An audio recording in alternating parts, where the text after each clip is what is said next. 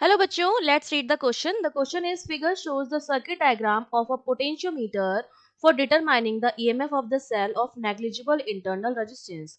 How does the position of balance point J changes when the resistance R1 is decreased? अगर ये जो resistance है R1 लगा है उसको हम decrease कर दें तो balance point जो होगा किस तरह से change होगा ये हमको बताना है। तो देखिए इस क्वेश्चन के लिए जो की कॉन्सेप्ट हमें पता होना चाहिए वो हमें ये पता होना चाहिए कि हम पोटेंशियोमीटर का जो यूज़ करते हैं, वो हम करते हैं किसी भी अननोन सेल का ईएमएफ निकालने के लिए। और ईएमएफ निकालने के लिए हम क्या करते हैं, ये हमारा होता है प्राइमरी सर्किट, ये हमारा होता है सेकेंडरी सर्किट। प्राइमरी सर्किट में हम वो सेल यूज़ करते हैं जिसका ईएमएफ हमें पता होता है, जिसको हम ड्राइवर सेल भी कहते हैं। और ये वाला हमारा होता है अननोन सेल। ठीक है, ये हमारा होता है अननोन सेल जिसका ईएमएफ हमें निकालना है। इसके लिए हम क्या करते हैं, जो पोटेंशियोमीटर का वायर है ए बी लेंथ, जिसकी लेंथ जो होती है 1 मीटर होती है, पहले हम इसके अक्रॉस पोटेंशियल ड्रॉप निकाल लेते हैं और या फिर पोटेंशियल ग्रेडियंट जो है वो हम निकाल लेते हैं। अब पोटेंशियल ग्रेडियंट हमारा क्या होता है, जो के potential gradient which is equals to potential per unit length, वो हमारा क्या होता है, पोटेंशियल ग्रेडियंट होता है। अब हमसे कहा जा रहा है और ईएमएफ निकालने का तरीका क्या होता है। अब जैसे हमने ये नल डिफ्लेक्शन पर बेस्ड है, जो हमारा पोटेंशियोमीटर है वो किसका प्रिंसिपल पर बेस्ड है, नल डिफ्लेक्शन के प्रिंसिपल पर बेस्ड है।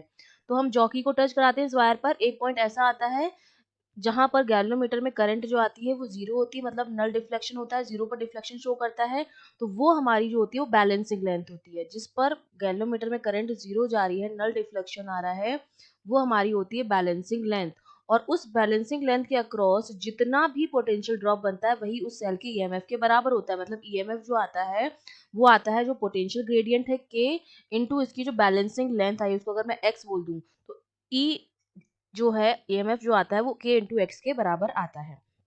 अब हमसे कहा जा रहा है, हमने क्या किया है, जो ये रेजिस्टेंस लगा है R1, इसको हमने डिक्रीज कर दिया। जब हम R1 को डिक्रीज करेंगे तो ओम्स लॉ से हम जानते हैं V इक्वल्स टू क्या होता है, आई आर होता है। मतलब I जो होता है यहाँ से V अपॉन आर, मतलब I जो है वो R के क्या है, इनवर्सली प्रोपोर्शनल है। R की वैल्यू को अगर हम डिक्रीज करेंगे, इसका मतलब इस सर्किट में फ्लो होने वाली जो करंट होगी वो बढ़ जाएगी, I जो होगी वो क्या हो जाएगी, इंक्रीज हो जाएगी। अब I अगर मेरे पास इंक्रीज हो गई है, आई की वैल्यू अगर बढ़ेगी तो जो पोटेंशियल ड्रॉप होगा इसके अक्रॉस वो हमारा क्या हो जाएगा, बढ़ जाएगा। ठीक है, पोटेंशियल ड्रॉप जो होगा वी जो होगा वो मेरे पास क्या हो जाएगा, इंक्रीज हो जाएगा। अगर करंट इंक्रीज हो जाएगी तो जो पोटेंशियल ड्रॉप होगा वो भी बढ़ जाएगा। V equals to I R, I बढ़ेगा तो वी भी बढ़ जाएगा आपके पास।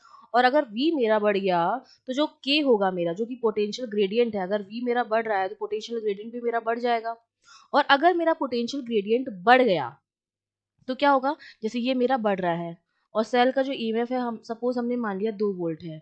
अब अगर इसकी वैल्यू को बढ़ा देंगे, और इसकी वैल्यू तो कांस्टेंट है, इसको तो फिक्स रखना है 2 वोल्ट, तो के की वैल्यू अगर बढ़ रही है तो इस ई की वैल्यू को कांस्टेंट रखने के लिए एक्स की वैल्यू को क्या होना पड़ेगा, घटना पड़ेगा।